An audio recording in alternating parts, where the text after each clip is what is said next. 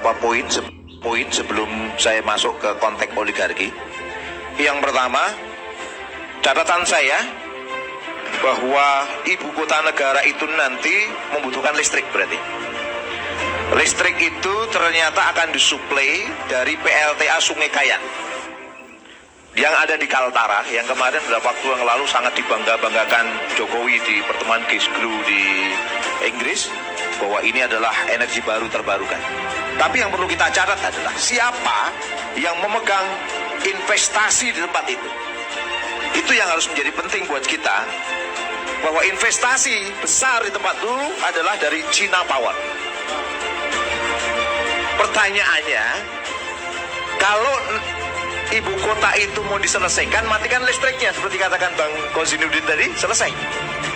China Power, dan ini yang menyampaikan langsung dari KSP Muldoko. Ya, clear. Silahkan di-searching, akan ketemu PLTA Sungai Kayan. Terus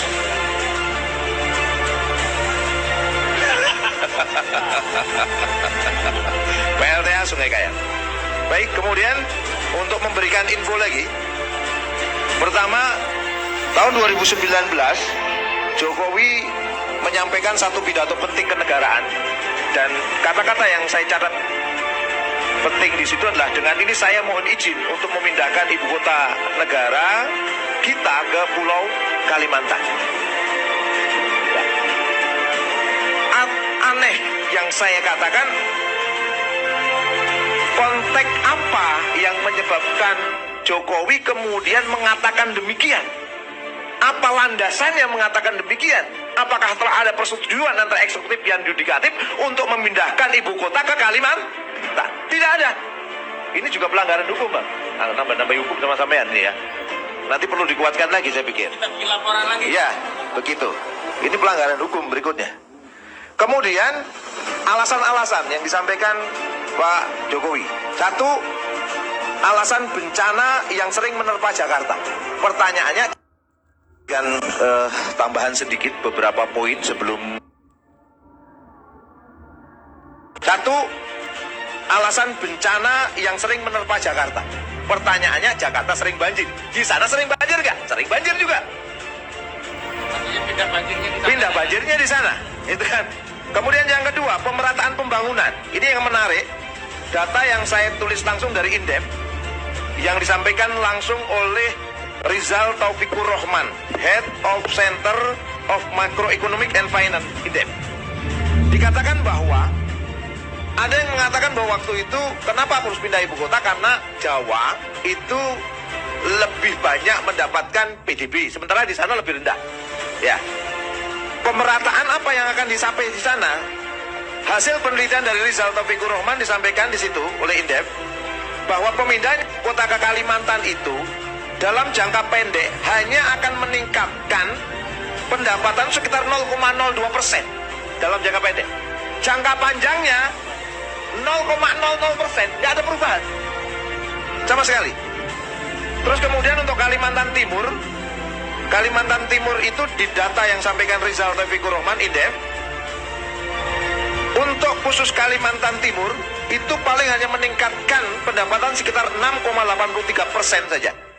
Untuk jangka panjangnya hanya 4,58%. Nggak jauh beda. Cukup dengan membangun sarana prasarana pendidikan sana aja sudah cukup meningkatkan apa yang ada, percepatan pembangunan yang ada di tempat itu. Ini yang menarik untuk kita baca. Kemudian alasan berikutnya, ketersediaan lahan. Nah, ini yang menarik. Kalau kita membaca ketersediaan lahan, Pak Jokowi menyampaikan bahwa pada waktu itu ada lahan 180.000 hektar katanya. Dan itu hak guna usaha. Pertanyaannya, siapa pemilik konsesi dari 180.000 hektar itu? Tadi diungkap oleh Bung Ishak. Ya. Sukanto Tanoto, Hasim Joyadikusumo. IT Kartika Utama, sama yang kedua adalah PT yang dimiliki Sukanto Tanoto. Nah, ini clear kalau Sukanto Tanoto, Hasim Joyadikusumo. IT Kartika Utama, sama yang kedua adalah PT yang dimiliki Sukanto Tanoto.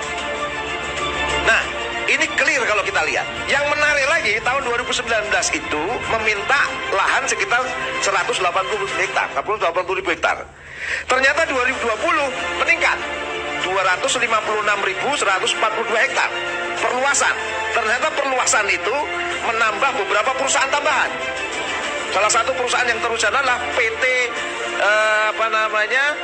Perkebunan Kaltim Utama 1 di utara Kecamatan Muara Jawa. Kemudian PT Kutai Energi. Ya, yang ini adalah anak perusahaan dari PT Toba Sejahtera Group. Ya. Ini yang cukup menarik untuk kita baca. Tahun 2020 nambah luas lahan untuk menambah itu.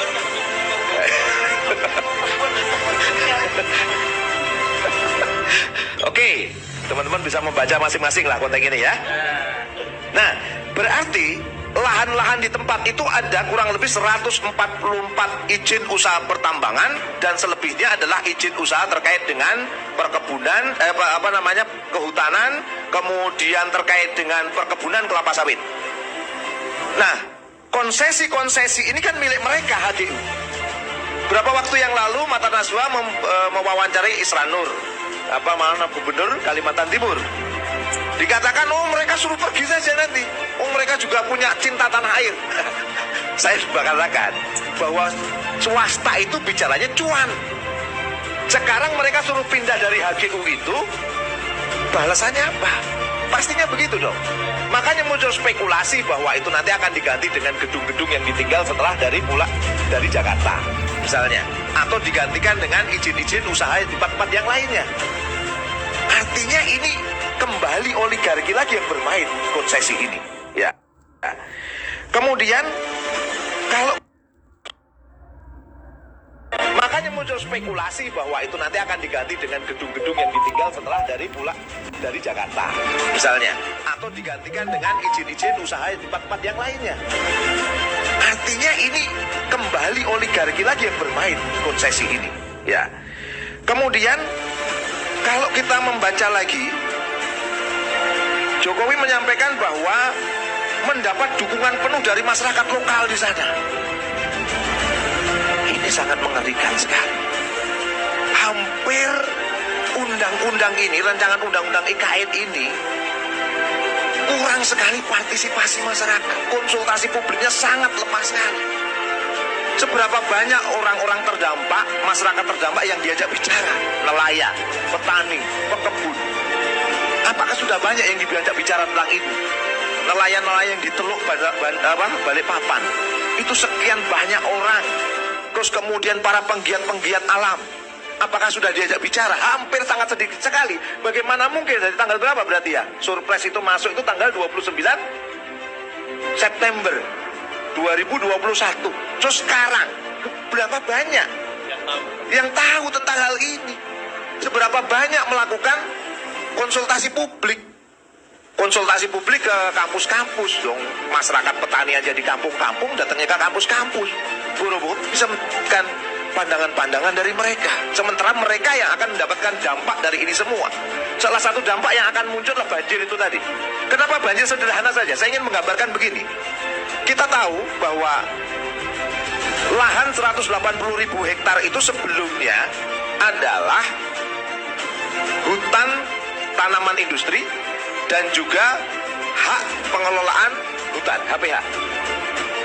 HPH sudah membabat semua hutan, digantikan dengan hutan tanaman industri.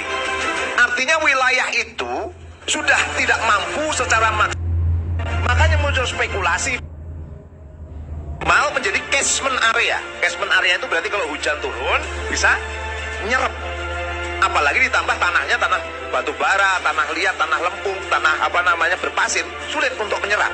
Sudahlah pohonnya berkurang, sudahlah kemudian diganti hutan tanaman yang serepannya kurang, itu sudah menyebabkan banjir hari ini. Belum ada ibu kota baru loh ya. Belum ada ibu kota baru sudah banjir. Gimana nanti kalau muncul ibu kota baru? Tentu banjir akan semakin. Ini yang sangat mengerikan sekali kalau kita baca dari sini.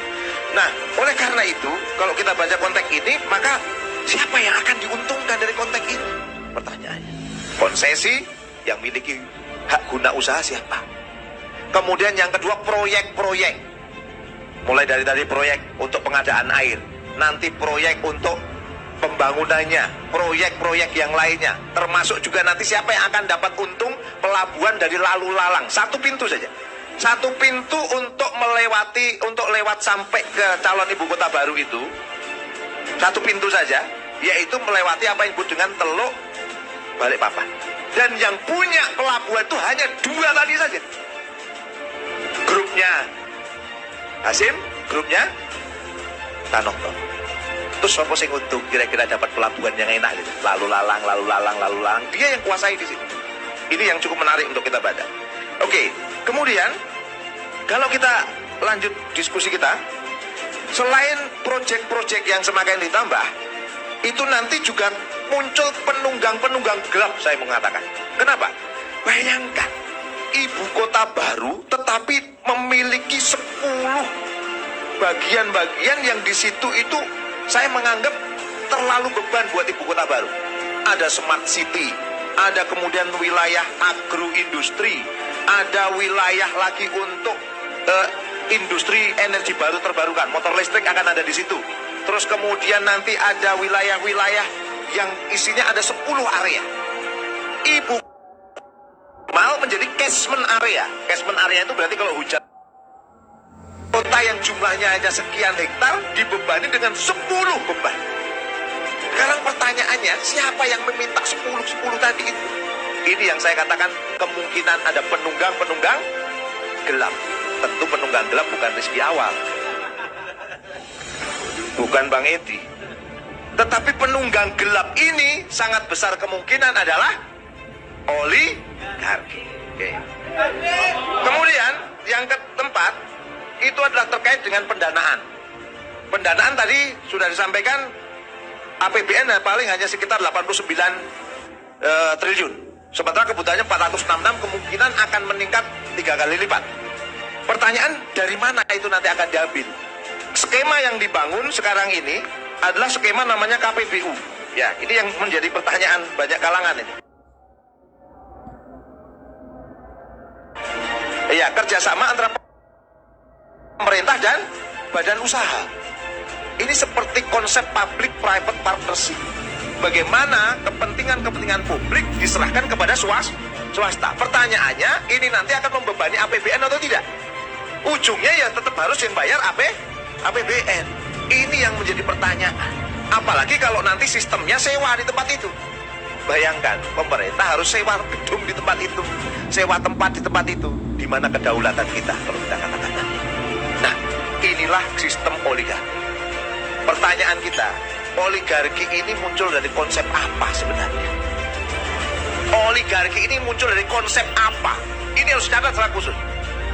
Oligarki itu muncul dari sebuah konsep yang bernama kapitalisme. Kapitalisme inilah yang sekarang sedang menggerogoti negeri ini dan seluruh dunia. Dan pola-pola kapitalisme ini sedang dilakukan juga di negeri ini. Jadi kalau negeri ini dikatakan negeri Pancasila, menurut saya tidak tepat. Negeri kapitalis menurut saya. Negeri ini negeri kapitalis yang akhirnya melahirkan oligark. Para kapitalis yang mengendalikan hukum, yang mengendalikan ekonomi, yang mengendalikan ibu kota. Itu persoalan. Nah, sistem ini rusak. Kota yang jumlahnya hanya sekian hektar dibebani dengan 10 beban. Sekarang pertanyaannya, siapa yang meminta 10 tadi itu? Ini yang saya katakan kemungkinan ada